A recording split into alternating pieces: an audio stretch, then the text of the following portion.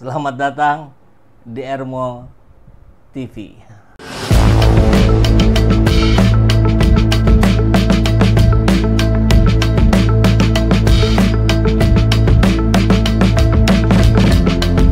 Bersama saya, Saiful Zaman, kebaikan yang terorganisir akan selalu mengalahkan kejahatan.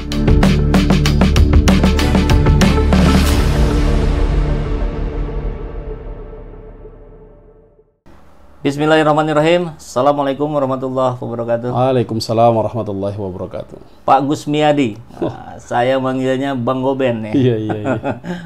Kawan lama yang hari ini sudah menjalankan amanah menjadi anggota dewan di Sumatera Utara. Ya, Provinsi Sumatera Utara. Provinsi Sumatera Utara. Dan kebetulan lagi di Bandung, jadi saya ajak aja, diculik aja ini langsung ke sini. Sehat-sehat. Sehat, alhamdulillah. Sudah berkali-kali pengen kesini tapi baru kali ini sempat. Iya betul ya. Luar Ini biasa. Qadarullah namanya. Bang Goben, anggota dewan dari Gerindra. Ya. Ini menarik nih ketika melihat profil Prabowo Subianto dengan Gerindranya berkali-kali mencoba. Ya. Akhirnya hari ini menjadi presiden ke-8. Pas 08. Iya. Kok bisa begitu ya? Ya bukan gotak-gatuk ya.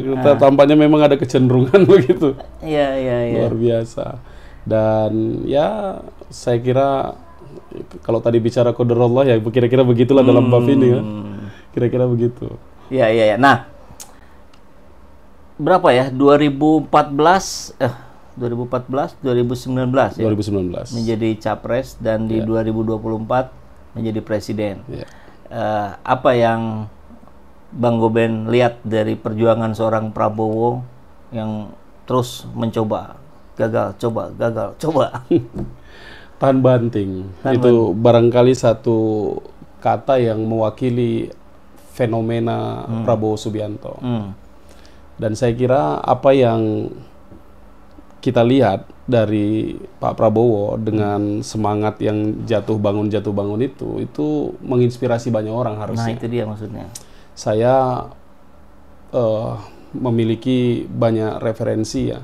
Ketika pilkada misalnya beberapa waktu yang lalu, itu banyak calon-calon kepala daerah yang kemudian termotivasi untuk tarung lagi, main lagi, melihat kegigihan Pak Prabowo itu kemudian menginspirasi mereka dan kemudian mau untuk maju lagi. Dan itu kan selalu penting ya, bahwa dalam sistem demokrasi yang seperti ini alternatif kepemimpinan itu selalu dibutuhkan.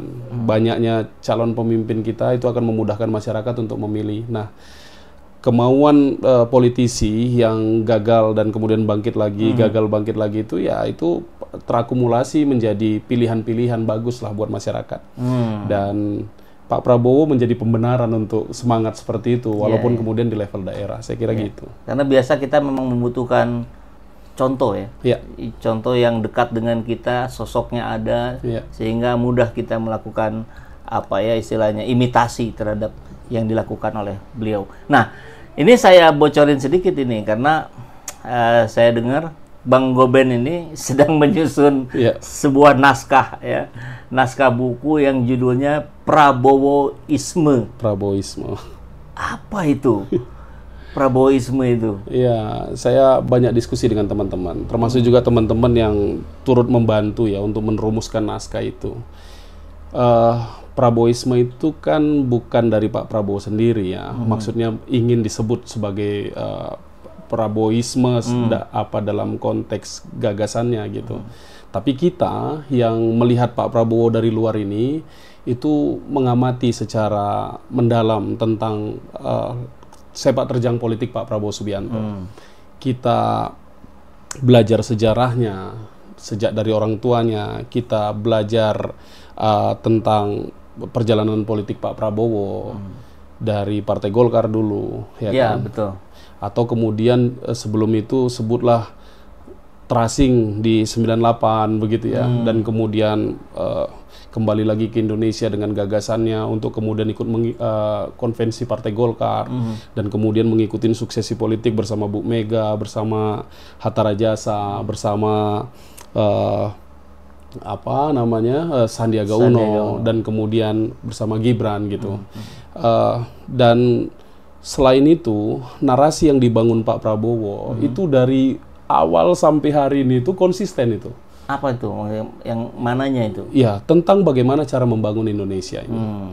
Diksi Pak Prabowo itu sangat sederhana, nggak rumit gitu ya. Bicara tentang nasionalisme, bicara tentang bagaimana kita bisa membangun Indonesia dengan cara memaksimalkan sumber daya alam kita, mengantisipasi kebocoran-kebocoran, menegakkan supremasi hukum, ya kan, demokrasi dan lain sebagainya. Dan saya kira momentum itu mendapatkan puncaknya ketika beliau memimpin. Apa yang disampaikan Pak Prabowo ketika itu dalam konteks gagasan, hari ini secara praktik dilakukan oleh beliau. Dan di situ saya mulai semakin meyakini bahwa Prabowisme itu ada dan kemudian layak untuk diketahui sama semua orang, dan kita mencoba untuk mensistematisir itu dalam sebuah tulisan, dalam sebuah narasi, sehingga kemudian ke depan ini akan kita jadikan legacy untuk anak cucu kita ke depan. Oke. Itu target kapan itu selesai? Ya, saya kira dalam waktu dekat. Ini memang kita menulis Pak Prabowo, tokoh sebesar beliau itu tentu secara psikologis terjadi tarik ulur, ya kan?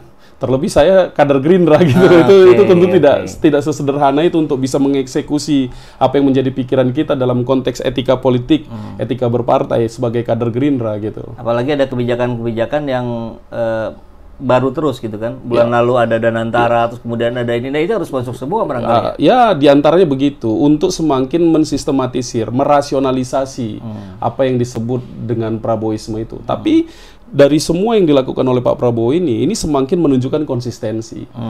Kesatuan teori dan praktek itu ada di tubuh Pak Prabowo. Oke, kesatuan teori dan praktek. Ini menarik karena saya sering baca itu ya, ada yang menuliskan statusnya seperti itu. Nah, terkait itu, tentu kita harus melihat pandangan dari pihak yang di sebelah sana. Misalkan katakanlah bahwa apa yang dilakukan oleh Pak Prabowo untuk mengejar koruptor sampai ke Antartika, ternyata di antar kitanya masih ada juga yang belum tersentuh. Nama-nama yang beredar di publik misalkan, kemudian ada sebagian yang mengatakan, wah ini mah hanya omon-omon saja katanya. Iya. Saya kira dalam konteks penegakan hukum juga membuktikan bukti hukum. Untuk banyak hal, problem seperti itu harus dibuktikan secara konkret ya, sehingga kemudian harus menjalani proses hukum dan lain sebagainya. Tapi kalau kita perhatikan, berapa banyak triliun hari ini yang diamankan, dan Pak Prabowo tidak hiruk pikuk begitu terkait dengan proses terjadinya penangkapan-penangkapan, temuan-temuan penyimpangan dan lain sebagainya. Itu di satu sisi. Tapi di sisi yang lain, Pak Prabowo sedang mengerjakan sesuatu yang bersifat mendasar, substansial tentang dulu Pak Prabowo kalau boleh ingat ketika berpasangan dengan Pak Hatta Rajasa itu selalu diejekin tuh bocor. Dan sekarang Pak Prabowo itu coba melakukan hal-hal yang sangat strategis untuk menambal kebocoran-kebocoran itu. Sebut saja misalnya ada Perpres yang diterbitkan oleh Pak Prabowo bahwa devisa hasil penjualan sumber daya alam, pengelolaan sumber daya alam itu uangnya harus masuk ke bank yang ada di Indonesia. Dengan kebijakan itu kita berpotensi terima nanti di bulan Maret tahun depan 1.500 triliun. Jadi kebocoran yang dianggap itu bukan persoalan korupsi yang biasa kita pahami secara teknis seperti itu begitu, tapi kemudian ada hal-hal yang sifatnya lebih mendasar, lebih strategis yang ya tentu persoalan penanggulangan korupsi yang tadi disebutkan itu perlu ya. Tapi hal-hal yang seperti ini yang kemudian tidak lazim dalam pemahaman masyarakat kita itu dikerjakan oleh Pak Prabowo dan nilainya luar biasa besar. 1.500 triliun diproyeksikan. Ya, itu. Ya, gitu. Nah, itu satu. Yang kedua misalnya, bagaimana dengan efisiensi yang dilakukan Pak Prabowo kemarin itu kemudian kan berujung pada pembangunan 20-an proyek strategis nasional dalam konteks hilirisasi.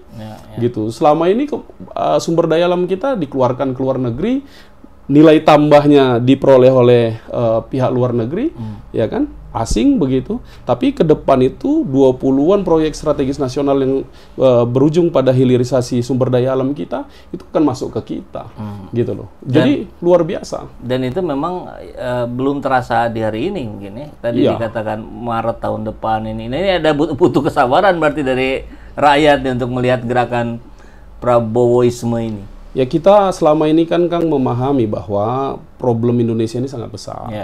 Kondisi Indonesia ini dalam kajian kita selama ini sebagai bagian dari pergerakan di Republik ini kan melihat banyak sekali dalam tanda kutip kehancuran-kehancuran lah begitu. Tentu menata ini nggak bisa 1-2 hari, nggak bisa 1-2 tahun. Dibutuhkan proses yang panjang, dilakukan konsolidasi nasional yang saat ini sedang dibingkai oleh Pak Prabowo begitu, dan sekarang sudah mulai kelihatan hasilnya, gitu. Bagaimana proses optimalisasi pertanian yang sekarang juga sudah berdampak cukup bagus misalnya. Nah itu puzzle-puzzle yang sedang disusun oleh Pak Prabowo, ujungnya adalah kesejahteraan rakyat. Mungkin 5 tahun juga nggak cukup ya? Ya sebagai sebuah bagian dari perjuangan, saya kira itu harus kita terima sebagai realitas. Berarti harus 2 periode dong kan? Ya, saya kira kita gunakan bahasa Pak Prabowo ya. Kalau ternyata kepemimpinan beliau ini mengarah kepada hal-hal yang baik, maka 2 periode itu harusnya menjadi keniscayaan buat Pak Prabowo Subianto.